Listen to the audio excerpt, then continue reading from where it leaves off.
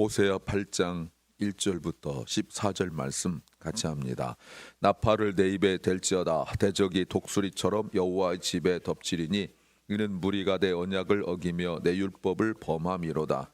저희가 장차 내게 부르짖기를 나의 하나님이여 우리 하나님 예수의 주를 아나이다 하리라. 이스라엘이 이미 신을 실어버렸으니 대적이 저를 따를 것이라. 저희가 왕들을 세웠으나 내게서 말미암지 아니하였고 저희가 방백들을 세웠으나 나의 모르는 바며 저희가 또 그 은 금으로 자기를 위하여 우상을 만들었더니 파멸을 이루리라.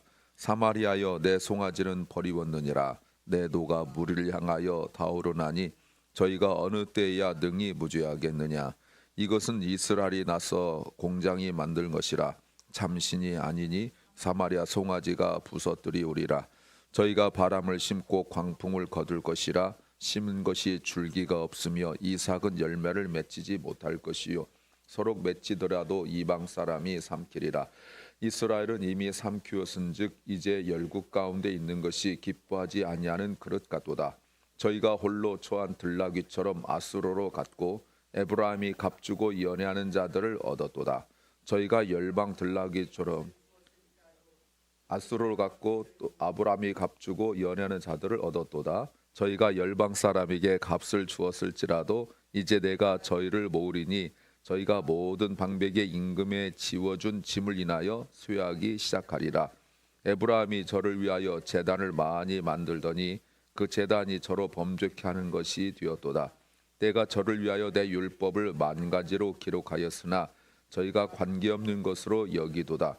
내가 드리는 제물로 말할지라도 저희가 고기로 제사를 드리고 먹거니와 여호와는 그것을 기뻐하지 아니하고 이제 저희의 죄악을 기억하여 그 죄를 벌하리니 애굽으로 다시 가리라.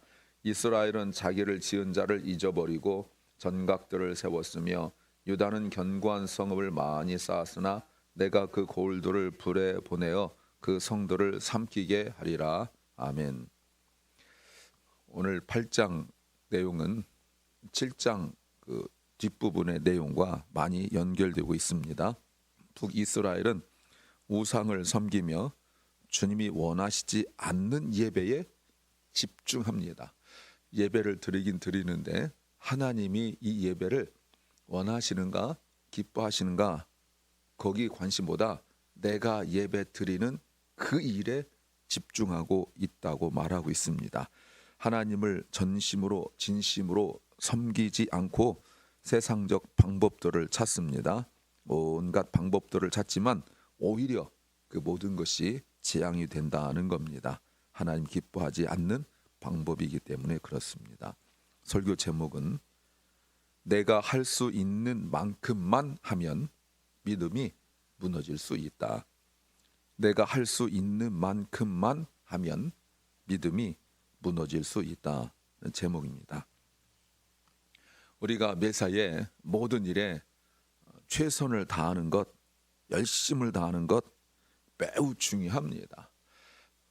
그럴 수 있는 사람인데 우리가 자녀가 되었던 우리 가족이든 형제든 간에 그렇지 않은 사람 보면 어떤 때 참 답답하기도 하죠.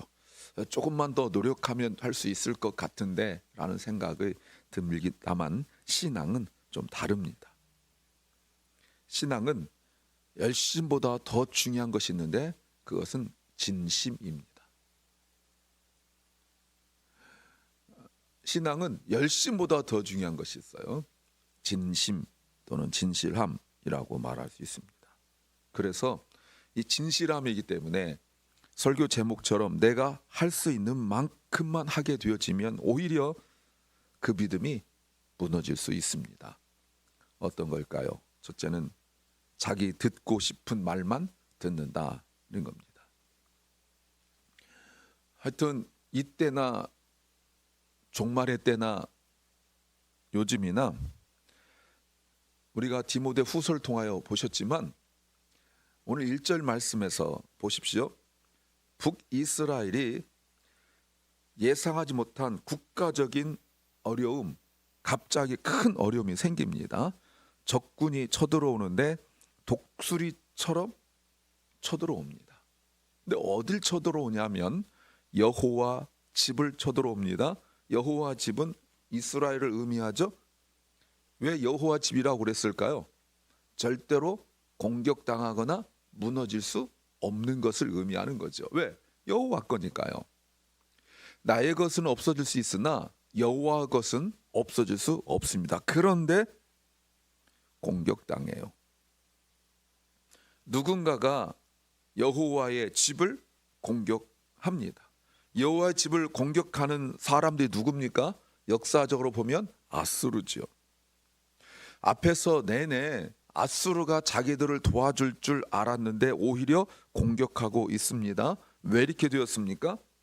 북이스라엘이 하나님과의 언약을 어기고 1절 하반절에 언약을 어기고 하나님의 율법을 범했기 때문에 내부적인 일인데 외부에서 그 결과가 온다는 거예요. 하나님의 집에 그러면 특징이 무엇이겠습니까?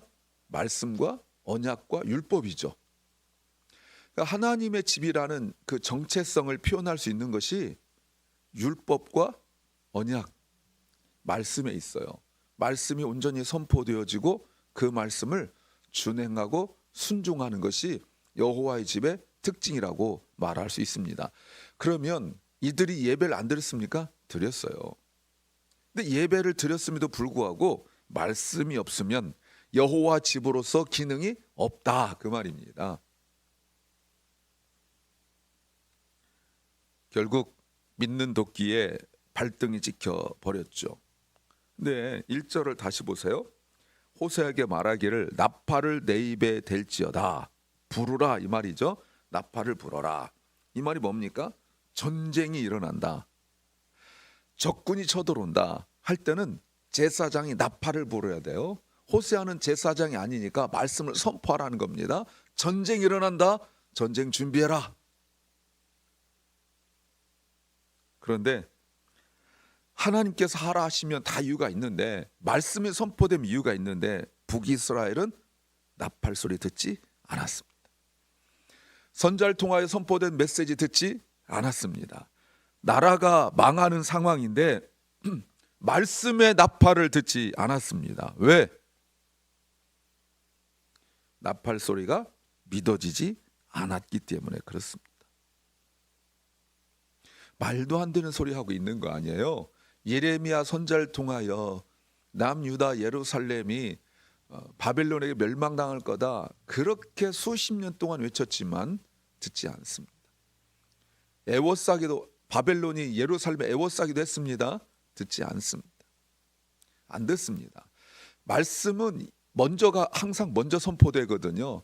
그것이 잠시 뒤일 수도 있고 그것이 며칠 또는 몇 년, 몇십 년, 몇백 년 후일 수도 있는데 항상 먼저 선포돼요. 근데 사람들은 그것을 눈에 확실하게 보아야 알거든요. 그럼 눈에 보면 아느냐? 그게 안 됩니다. 믿음이 없으면 들어도 모르고 보아도 모르고 겪어도 몰라요.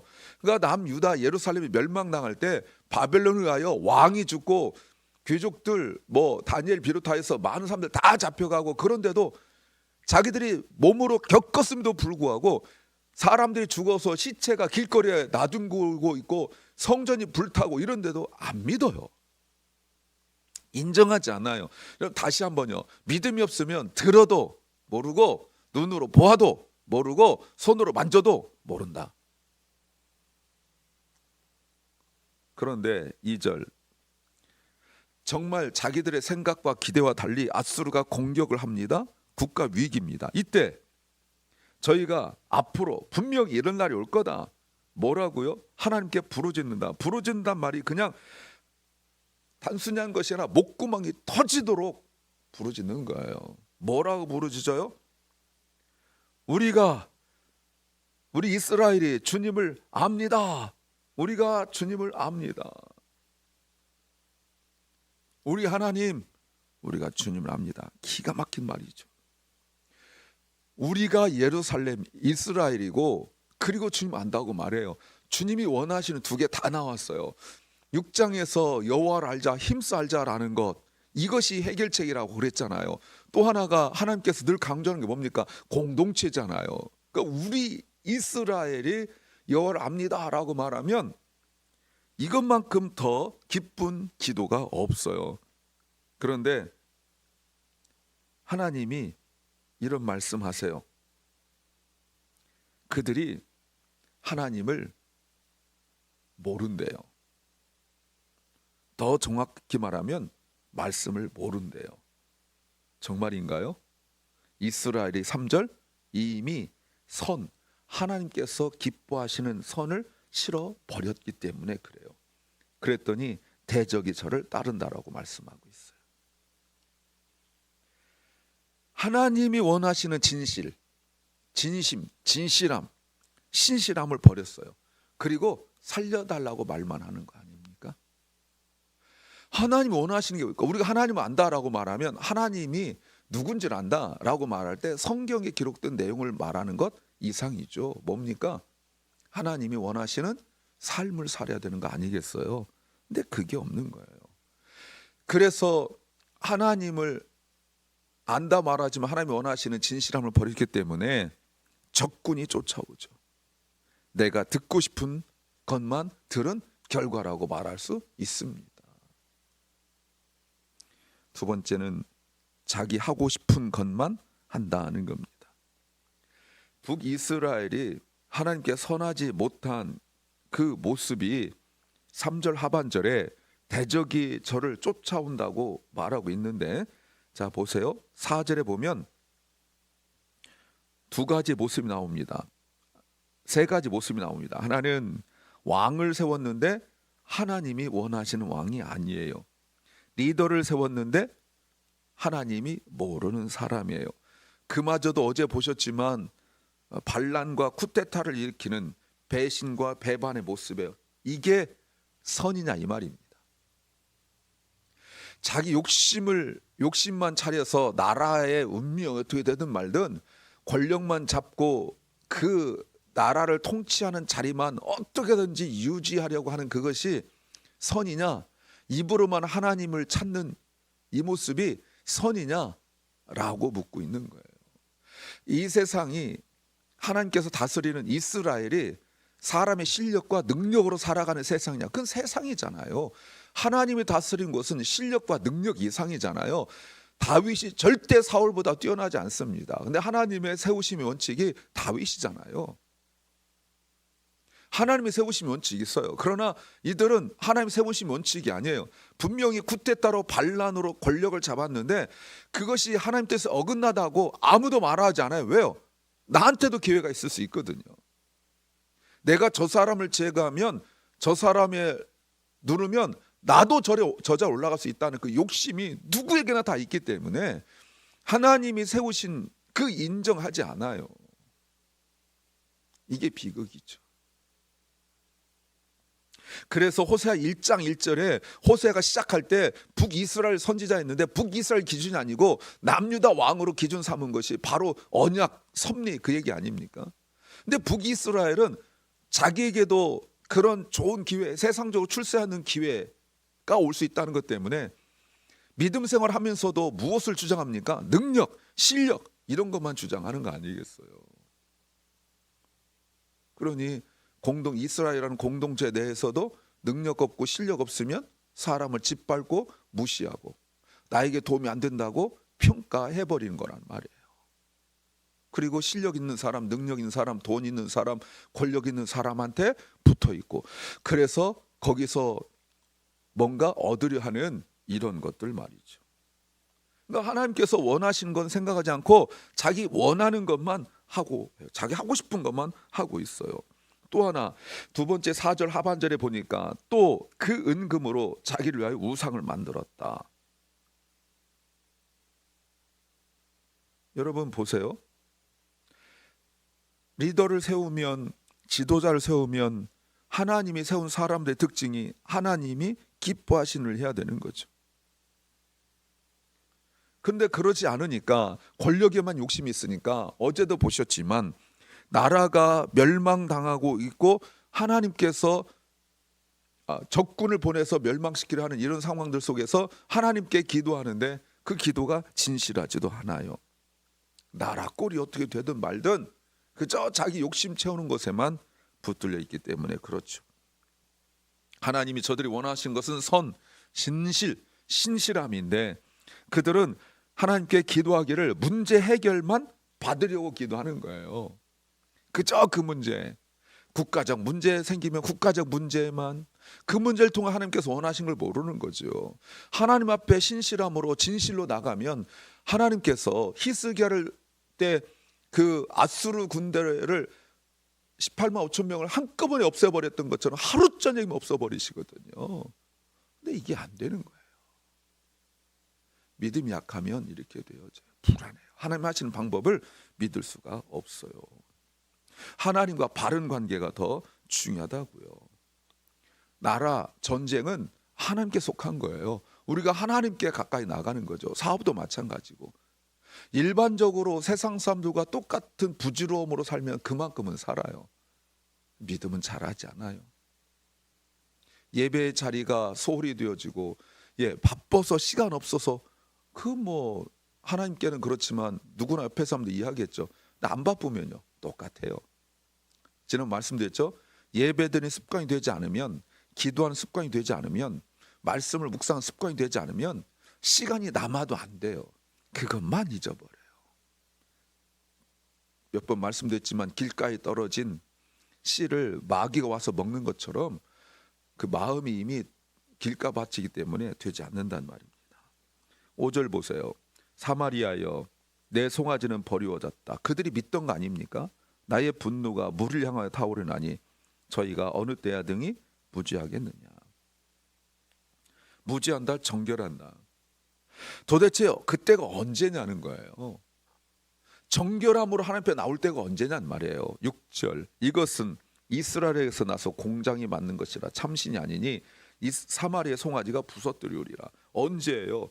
그들이 섬기는 수송아지가, 그들이 만든 우상이 아무것도 아니라고 인정하는 그 순간이어야 된다는 거. 이거 아무것도 아니네. 내가 믿었던 돈이라는 게, 내가 붙들었던 권력이라는 것이, 내가 붙들었던 가족이든 자녀든 내가 붙들었던 지식이든 이게 아무것도 아니라고, 그것이 우상이라고 주 앞에 깨뜨려버리지 않는 한 회복은 없다는 거예요. 그러나 그들은 그러지 않았어요. 11절 에브라임이 죄를 위하여 제단을 많이 만들었어요.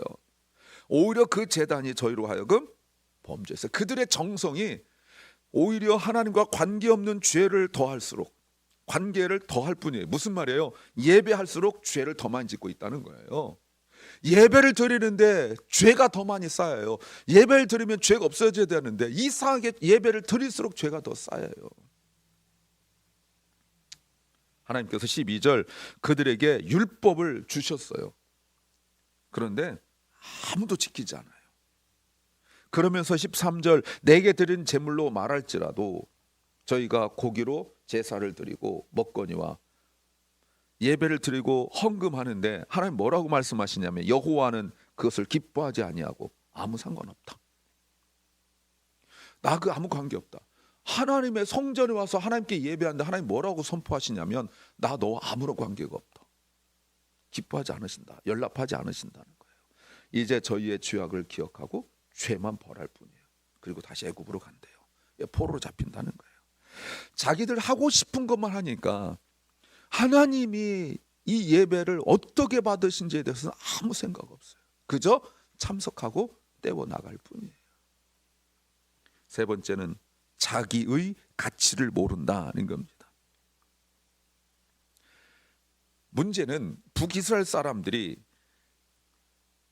자기들이 하나님을 모르는 것이 자기들에게 어떤 결과를 만들어낼지 모른다는 것이 문제예요. 사실은 제가 생각하고 묵상할수록 많은 그리스도인들의 가장 큰 문제가 무엇인가 바로 이거라고 말할 수 있어요. 자기 나름의 확신을 가지고 신앙생활을 해 나가요. 큰 일만 자기에 일어나지 않는 한 자기는 별 문제 없다고 생각하고 있어요. 그러면 7절 저희가 바람을 심고 광풍을 거둘 것이라 심은 것이 줄기가 없으며 이삭은 열매를 맺히지 못할 것이요 서로 맺히더라도 이방 사람이 삼키리라. 먹고 사는 일에 집중하고 있는 거예요. 하나님께 나와서 기도하는 것이 자기 필요를 채우는 것만 하고 있어요. 그런데 그것이 잘 될수록 오히려 재앙이에요. 사업이 잘 됐습니다. 그랬더니 오히려 도둑만 더 불러일으키는 거예요.